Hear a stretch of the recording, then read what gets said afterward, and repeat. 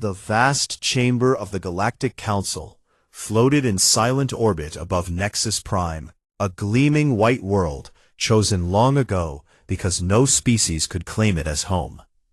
The room was shaped like a perfect sphere, its walls made of smart glass that could show any star field or any planet the delegates wished to see. Today it showed only the cold black of deep space, as if the galaxy itself was holding its breath. Hundreds of beings sat in curved rows that rose like steps in a theater. Tall, thin beings with silver skin, short, fur-covered creatures with 6 eyes, insect-like figures that clicked softly when they moved. A few aquatic species floated in tanks of glowing blue water. All of them watched the center platform, where the council president, a tall, bird-like creature named HFY, stood with wings folded tight against his back. The session had started quietly. Trade agreements, border disputes, a small argument about who should control a new jump gate near the Orion Arm. Normal business for a galaxy with over 400 member species.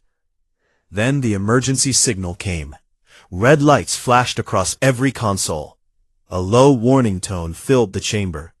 HFY raised one clawed hand for silence. "We have received a priority relay from the Epsilon Verge sector," he announced in the calm, translated voice that every species could understand. "The matter is grave. The floor is given to the Krell Dominion." A large, heavy being stepped onto the central platform. The Krell were built like armored tanks. Wide shoulders, thick gray skin covered in natural plates, small red eyes that never blinked. This one wore the black sash of a high ambassador. His name was Gorath Vex. Krell never bowed. 2 standard days ago, he began, his voice deep and rough like stones grinding together. Krell forces carried out a necessary action on the human colony world called Epsilon Verge 4. The action removed a threat to Dominion mining rights. 47,000 humans died. The matter is closed. A wave of soft sounds moved through the chamber. Gasps, clicks, low whistles. Most species had never heard numbers like that spoken so calmly. Gorath continued without pause. "The humans have been on the galactic stage for only 2 cycles. They are new. They are small. They do not understand how things work here. We now make our formal request to this council." He touched a control on his wrist. A hologram appeared above the platform.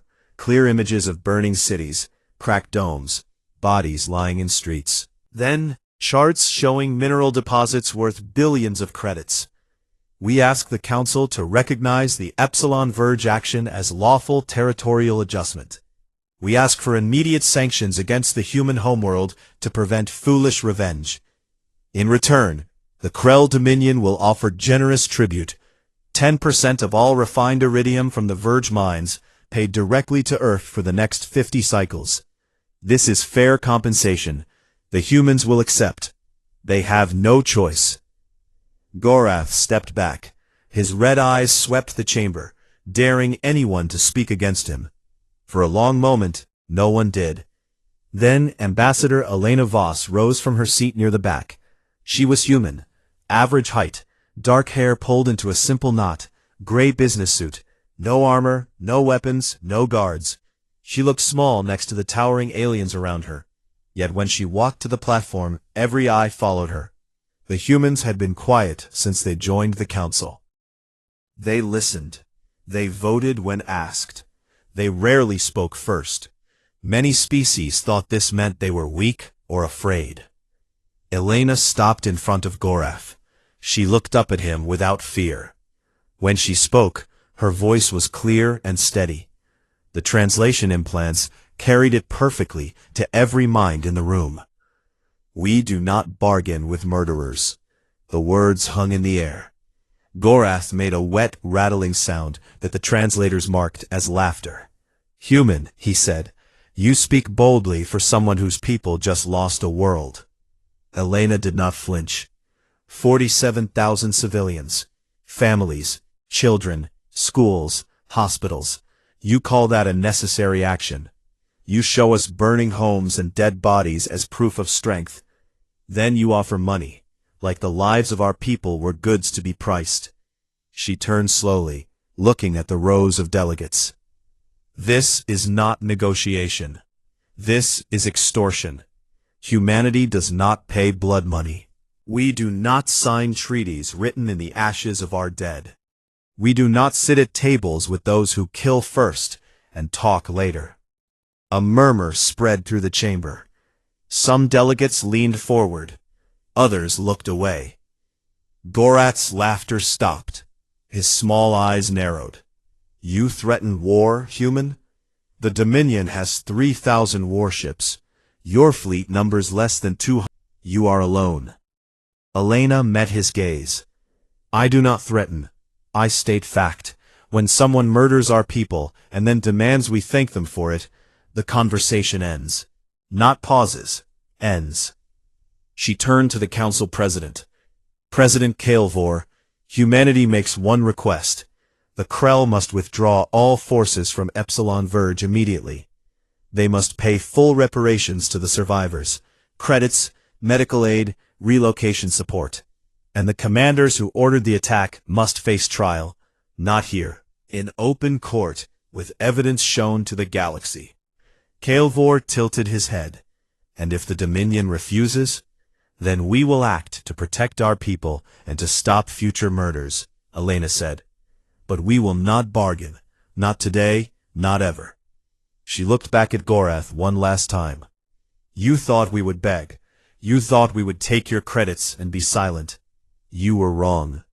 Without another word, she walked back to her seat. The chamber exploded into noise. Voices shouted in a dozen languages. Translators struggled to keep up. Some delegates called for order. Others demanded mediation. A few smaller species whispered among themselves, suddenly unsure. Gorath stood frozen for a moment. Then he slammed one massive fist against the platform edge. The sound echoed like thunder. You will regret this, human, he growled. The Dominion does not forget insults. Elena sat down. She folded her hands in her lap and looked straight ahead. Kael'vor raised both wings for silence. It took longer than usual. This session is adjourned, he said at last. The Council will consider all statements. Emergency talks will begin in 3 standard days. Until then, all parties are urged to show restraint. The smart glass walls darkened. The lights dimmed. Delegates began to leave in groups, talking fast and low. Many glanced toward the human section as they passed. Elena stayed in her seat a little longer. She looked at the black starfield on the walls and breathed slowly. Back on Earth, she knew. The news was already spreading. Families were crying. Governments were arguing. Ships were quietly moving to battle positions. She had drawn the line. Now the galaxy would see what happened when humans refused to cross it. Holographic screens in every city flickered to life at the same moment. In crowded streets of New Mumbai, people stopped walking and stared upward. In quiet farms across the American Midwest, families gathered around kitchen tables as the broadcast played.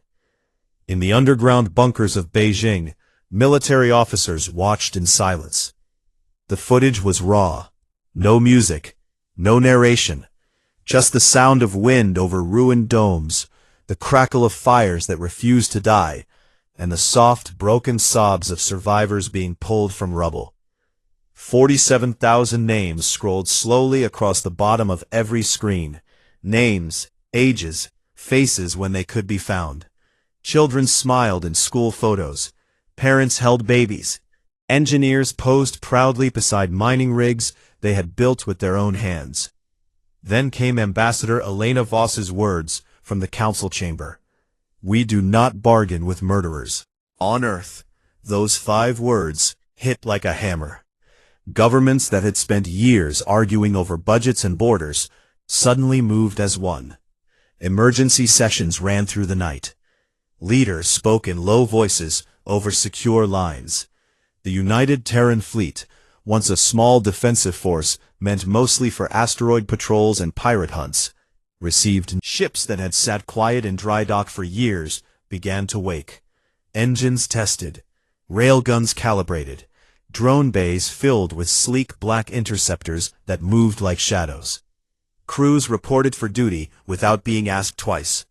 Volunteers flooded recruitment centers. Factory lines that made civilian ships switched to armor plating overnight. In a small apartment in Lahore, a young engineer named Aisha Khan watched the news with her 2 children asleep on the couch beside her. She had never served in the military.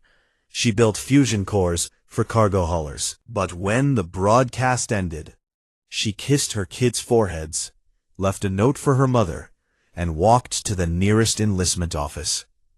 The line stretched for 3 blocks. No one complained.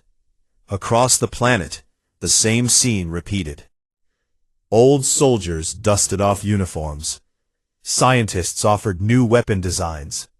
Families sent messages to loved ones already in uniform. Come home safe, but finish what they started. 1 week after the council session, Elena Voss returned to Nexus Prime. She arrived alone. No escort, no fanfare. Just one small diplomatic shuttle that landed quietly on the public pad. She wore the same gray suit. Her face looked tired, but her eyes were clear. The council chamber was packed. Every seat filled. Extra observers stood along the walls, species that rarely attended in person. The air felt thick with tension.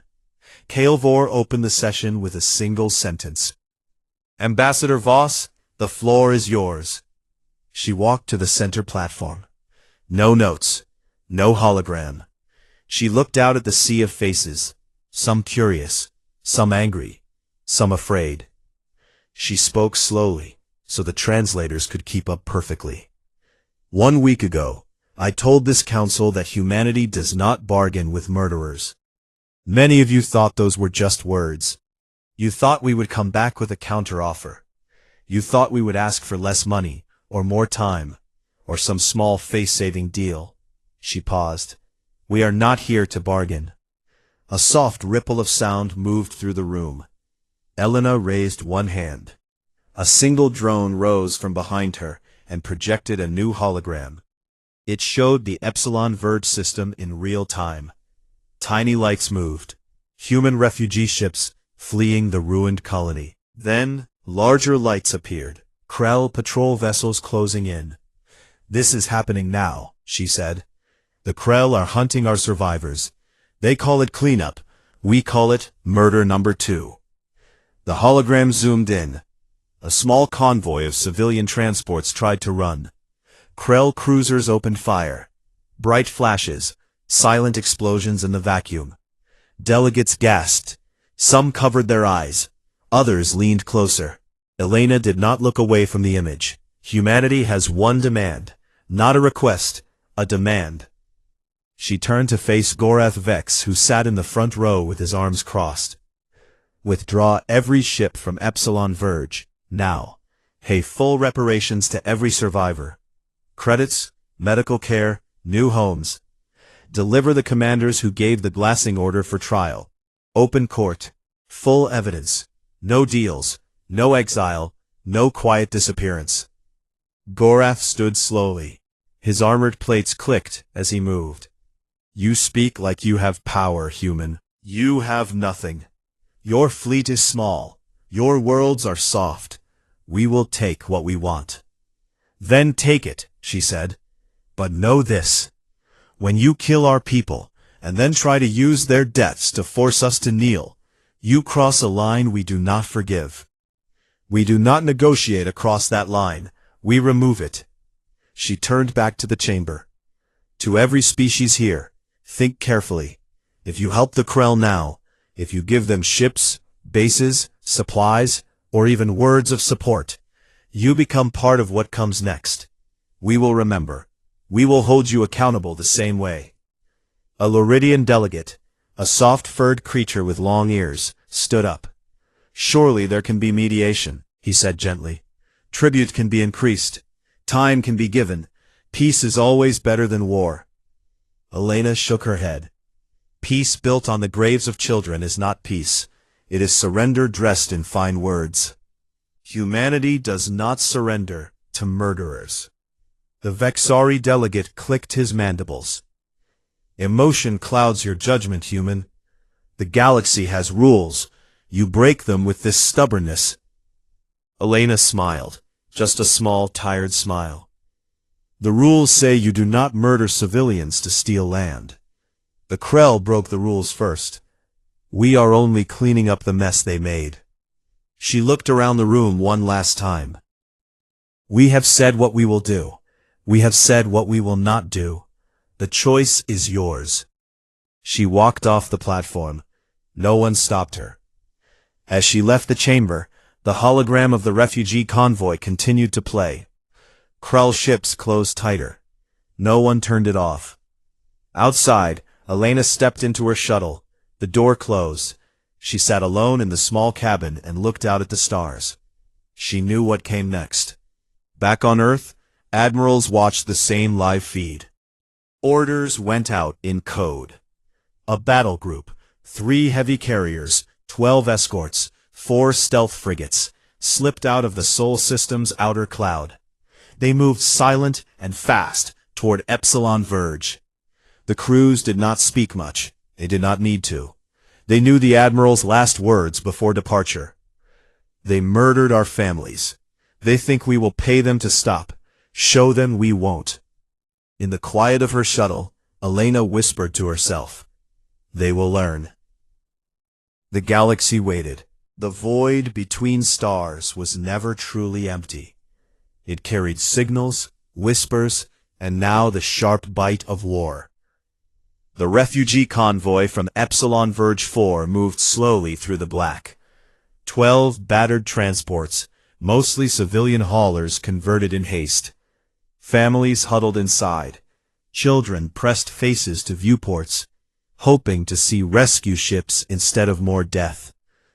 A handful of old patrol cutters guarded them, small, lightly armed, never meant for this kind of fight. Then the Krell came. 3 heavy cruisers dropped out of hyperspace like knives. Their hulls were dark red, scarred from old battles.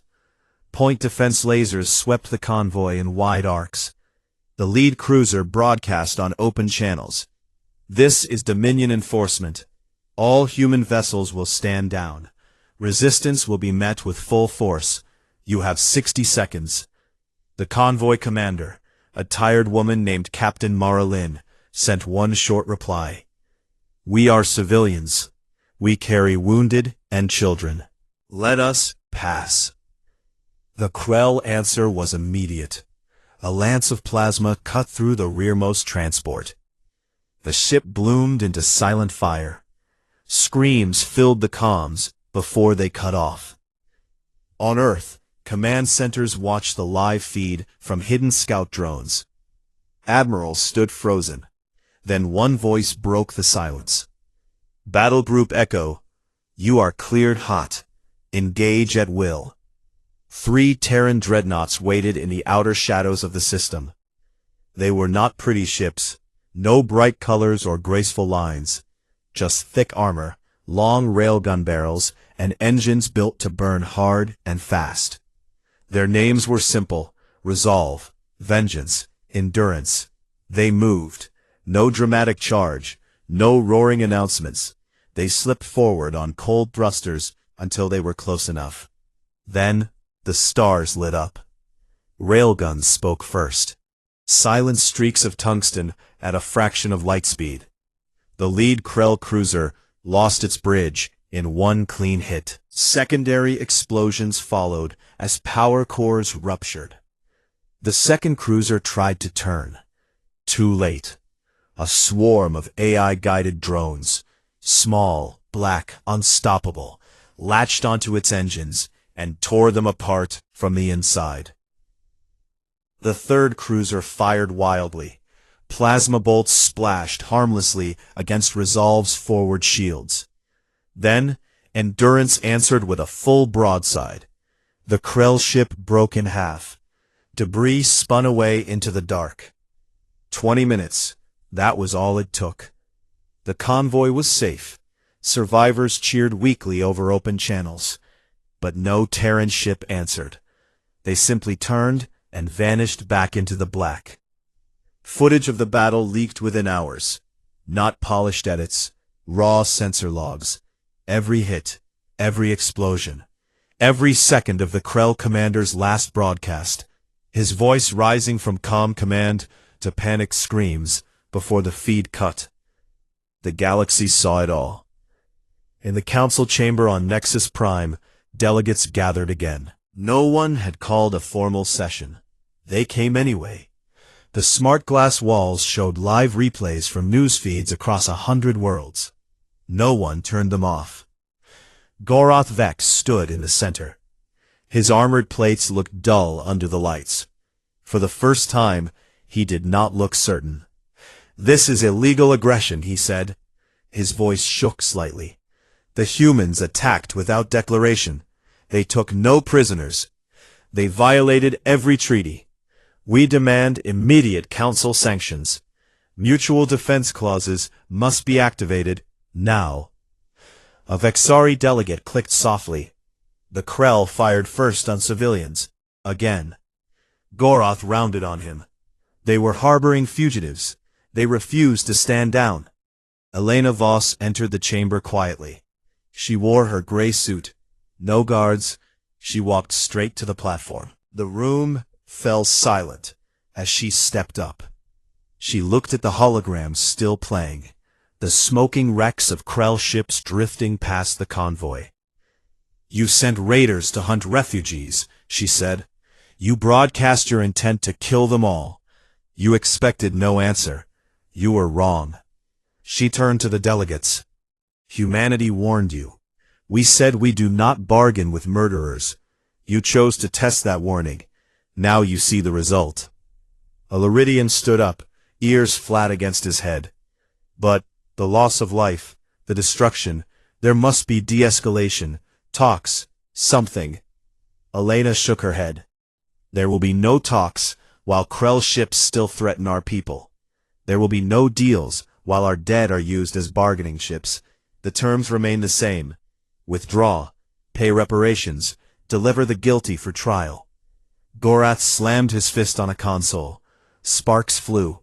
"You think 3 ships make you strong? The Dominion has thousands. We will crush you." Elena looked at him calmly. "Then come," she said. "But understand this. We do not fight for territory. We do not fight for pride. We fight because you murdered our families and then demanded we thank you for it. That ends today." She addressed the chamber. "To every species watching, watch carefully. The Krell chose this path. They will walk it to the end. If you stand with them, if you open your ports to their fleets, if you sell them weapons or fuel or words of support, you choose the same path." She paused. "We will remember who stood where." Silence followed her words. Heavy, thick. Kael'vor finally spoke. "This matter requires further consideration. The council will reconvene in 48 hours. No one moved right away. Delegates stared at the human ambassador. Some looked afraid. Some looked thoughtful. A few looked at Goroth with new eyes. As she passed the Krell ambassador, she stopped for one moment. "You laughed when I spoke last time," she said quietly. "Laugh again when your worlds burn." She walked out. In the hours that followed, messages flew across the galaxy. Trade deals paused. Fleets changed course. Smaller species pulled their ambassadors from Krell stations. Neutral worlds closed their gates. On Earth, factories ran day and night. Shipyards glowed with welding torches. Volunteers trained in simulators that showed Krell ship profiles over and over. In hidden command bunkers, admirals planned the next move. Not defense, not waiting. Strike first, strike hard, end it clean. A scout drone watched from high orbit above a Krell command station. It saw transports loading troops. It saw admirals gathering in war rooms. It sent one encrypted burst back to Earth. They are coming. The answer came back fast. Good. The galaxy held its breath again. This time, it knew the next sound would be louder. Their high command met in a fortified bunker on the capital world of Crag Thule. The room was dark, lit only by red emergency lights. Maps of human space glowed on every wall. Fleet admirals stood in rows, their armored plates polished to shine. The Supreme Overlord, a massive Krell named Varak Thal, sat at the head of the long table. His red eyes burned with anger. "We have 3,000 capital ships," he said. 10,000 support vessels. The humans have less than 500 warships total. We will swarm them. We will burn their worlds one by one. Earth will be last. We will make them watch their home die. The admirals nodded. Orders went out. Fleets gathered at rally points near the border. Massive carriers loaded with drop troops. Heavy cruisers fitted with new plasma lances. The armada formed, a wall of red hulls stretching across light hours of space. They expected weeks of buildup. They expected the humans to panic, to beg for terms, to fracture under fear. They were wrong. Humanity struck first. It started small, too small for anyone to notice at first. A single stealth corvette slipped past Krell sensor nets. It dropped a cloud of micro-drones near a major command relay station. The drones waited, silent, patient. When the station's defense grid cycled to low power for routine maintenance, they moved. Tiny cutting tools opened service ports. Inside, they planted shaped charges on power conduits and data cores. Then, they left. Minutes later, the relay station went dark. No explosion, no alarm, just silence.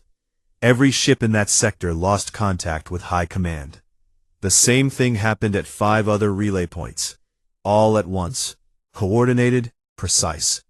Krell admirals on the front line suddenly had no orders, no updates, no way to talk to each other across the fleet. Confusion spread like poison. Then the second wave hit. Human railgun platforms, long, thin ships hidden in asteroid fields, opened fire from extreme range. They did not aim at the main fleet. They aimed at the supply ships, fuel tankers, ammunition carriers, repair tenders. One by one, the soft targets died in bright flashes. The armada's teeth were sharp, but its stomach was now empty. Panic set in. A Krell cruiser captain tried to rally his squadron.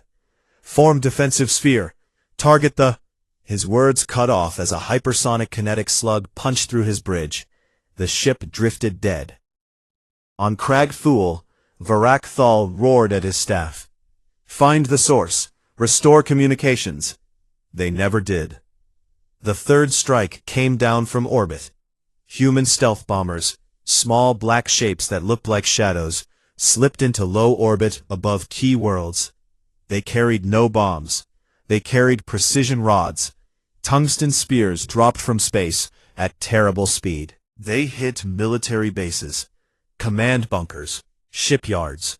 No cities, no civilians, just the tools of war. One rod struck the main fleet dock on Crag Thule's moon. The explosion lit the night side of the planet. Half the Dominion's reserve fleet burned on the ground before it ever launched. Varak Thal watched the live feed from his bunker. His hands shook. How are they doing this?" A trembling officer answered. "They planned for years. They built weapons to kill fleets without ever being seen. They do not fight like us. They do not line up. They cut the head, they starve the body, they break the will." The Supreme Overlord stared at the burning moon. "Send the armada anyway," he ordered. "Crush them with numbers." But the armada was already breaking apart. Without command, squadrons turned back. Others tried to press on and ran into hidden minefields, smart mines that waited for Krell transponder codes before detonating. Entire battle groups vanished in seconds. In the council chamber on Nexus Prime, delegates watched the feeds in stunned silence. Holograms showed Krell ships exploding one after another. Not in glorious battle, not in close combat, Just sudden, surgical death from nowhere. Gorath Vex stood alone in the center. His once proud stance was gone. His shoulders sagged. Elena Voss entered quietly. She carried no drone this time, no hologram, just herself. She walked to the platform and looked at Gorath. "Your fleet is dying," she said simply. "Your worlds are undefended. Your leaders hide in bunkers. This is what happens when murderers think strength is only size." Gorath tried to speak. His voice cracked. We can still—" "No," Elena cut in. "You cannot. The terms have not changed. Withdraw what is left, pay what you owe, give us your war criminals, or we finish what you started." She turned to the chamber. "Every species here has seen this now. The Krell thought they could kill and then demand peace on their terms. They learned they cannot. Humanity does not bargain with murderers. We end them." A Vexari delegate stood slowly. His mandibles clicked once. The Vexari propose emergency motion. Strip the Krell Dominion of Council membership. Effective immediately. All assets frozen, all treaties void. Murmurs rose, then votes. One by one, lights turned green on delegate consoles. The Loridians voted yes. The aquatic species in their tanks sent bubbles of agreement. Even some former Krell allies turned away. The motion passed. Gorath stared at the voting board. His red eyes dimmed. Elena spoke again. "This is not revenge. This is consequence. You chose to murder civilians. You chose to hunt refugees. You chose to test us. Now you pay the price." She looked around the room. To the rest of the galaxy, let this be clear. Humanity will live in peace with those who live in peace. But if you kill our people, if you take our children as leverage, if you think blood buys silence, we will come for you. We will find you, and we will end the threat. She paused. "We do not enjoy this, but we do not hesitate." She stepped down. No one stopped her. Outside the chamber, news feeds exploded across known space. Headlines in every language carried the same words. Krell Dominion collapsing. Human retaliation unstoppable. Council votes to expel murderers. On distant worlds, people who had never met a human watched the feeds. They saw small ships destroy giants. They saw one species stand alone and win. They began to whisper a new truth. Humans do not bargain with murderers. They end them. In the quiet of her shuttle, Elena Voss looked out at the stars. She thought of the 47,000 names. She thought of the children who would never grow up. A single tear fell. Then she wiped it away. There was still work to do. The galaxy had been warned. Now it was listening. The war ended not with one final battle, but with silence. Krell worlds grew quiet. Their once busy shipyards stood empty. Repair docks that used to glow with welding sparks now sat dark. Fleets that had filled the sky drifted in pieces or sat grounded, stripped for parts. The red hulls that once scared entire sectors now looked small and broken. On Crag Thul, the capital city felt different. Streets that used to echo with marching boots were almost empty. Shops closed early. Lights dimmed early. People walked with heads down, speaking in low voices. The Supreme Overlord's palace, once a shining tower of black stone, had cracks running up its walls from orbital strikes that missed by meters on purpose. Inside the palace bunker, Varak Thal sat alone. His armor plates were scratched and dull. His red eyes looked tired, not angry anymore. Most had fled or surrendered quietly to human forces waiting at the gates. A single message arrived on his console. Simple text. No hologram, no threats. Humanity offers one last chance. Surrender your war leaders, face trial, or we finish what remains. Varak Thal stared at the words for a long time. Then he pressed a button. "Send the list," he said to the empty room. "All of them, including me." The message went out on open channels. The galaxy heard it. 3 days later, the trials began on Nexus Prime. The council chamber had never looked so full. Every seat taken. Extra platforms built for observers. Species who never left their home systems came in person. The smart glass walls showed the faces of the 47,000 dead from Epsilon Verge, rotating slowly so no one could forget. A special court sat in the center. Judges from 5 neutral species. Evidence screens ready. Translators working at full speed. The accused walked in under guard. Not chains, not humiliation, just quiet escorts in gray uniforms. Varrock Thal led them. Behind him came admirals, generals, ship captains, 50 in total. The ones who gave orders, the ones who pressed the buttons. They stood in rows. No one spoke. No one looked up. Elena Voss entered last. She wore her gray suit again. She took a seat at the front, not as accuser, but as witness. She carried a small tablet with names and faces. The lead judge, a calm, tall being with pale blue skin, spoke first. This is not vengeance. This is justice. The charges are crimes against sapient life. Murder of civilians, destruction without military need, use of disproportionate force. The evidence will be shown. The accused may speak in defense. One by one, the screens played the truth. Drone footage from Epsilon Verge. Children running from falling buildings. Parents shielding babies with their bodies. Hospitals burning while patients screamed inside. The Krell commander's voice from the bridge. Glass it. No survivors. Then the second attack. Refugee ships torn apart. Escape pods fired on. A mother's last message to her husband on Earth.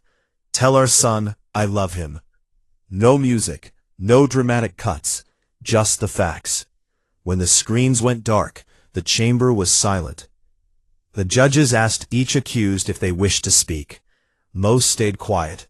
A few tried excuses. We followed orders. It was war. The humans were in our way. Varrock Thal stood last. He looked at Elena Voss. I gave the order, he said. His voice was low but clear. I thought strength meant taking what we wanted. I thought your people would bend. I was wrong. He looked at the judges. I accept the judgment. The trials lasted 2 weeks. Every piece of evidence shown twice. Every witness heard. No closed doors. The galaxy watched live. When it ended, the verdict came fast. Guilty, all of them. Sentences varied. Some got life on prison worlds. Some got hard labor rebuilding what they destroyed. Varrock Thal got the heaviest. Permanent exile to a barren rock with only basic supplies.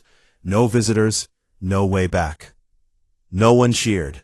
No one clapped. The room just breathed out, like a long-held breath finally released. Elena Voss stood after the sentence was read. She looked at the accused one last time. You thought murder would buy you power, she said. It bought you nothing but ruin. She turned to the chamber. This ends one chapter, but the lesson stays. Months passed. The Krell Dominion no longer existed as one power. Worlds became independent. Some joined the council as new members.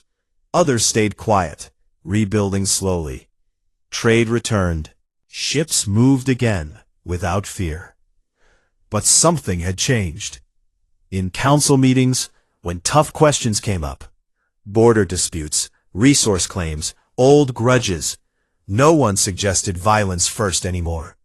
No one talked about quick adjustments or necessary actions. They remembered. On Earth, life moved forward. Families of the dead received support. New colonies rose on safer worlds. Children learned the story in school, not as hate, but as warning. Elena Voss returned to Nexus Prime one last time. The chamber was full again, not for trial, for routine business. She walked to the platform. No notes, no drone. She looked out at the faces. Some she knew, some new. I stood here months ago, she said. I said humanity does not bargain with murderers. Many thought it was anger. Many thought it was bluff. Now you know, it is our way. She paused. We do not seek war. We hate it. But when someone kills our people to force our hand, when someone uses death as a tool, we do not bend. We do not pay. We do not forget. We end the threat so it never happens again. This is not a threat. This is truth. Live in peace with us, and you will have peace. Choose murder, and you will find only consequence. She stepped back. No one spoke for a long moment. Then Calvor, the council president, stood. Thank you, Ambassador Voss, he said quietly. Your words are recorded. The galaxy has heard. Elena nodded once. She walked out. Outside, in the quiet corridors, a young delegate from a small rim world stopped her. Ambassador, the delegate said, is it true? Humans never bargain when lives are taken? Elena looked at the young being. When murderers hold the gun, she said, there is no bargain. And we choose to stop them. The delegate nodded slowly. Thank you, he whispered. Elena smiled, just a small one. She stepped into her shuttle. As it lifted off, she looked back at Nexus Prime. The station glowed against the black. The galaxy turned, quietly, carefully, and everywhere, in every language, the same word spread. Humans don't bargain with murderers. Plan accordingly. The warning stayed, and the galaxy never forgot.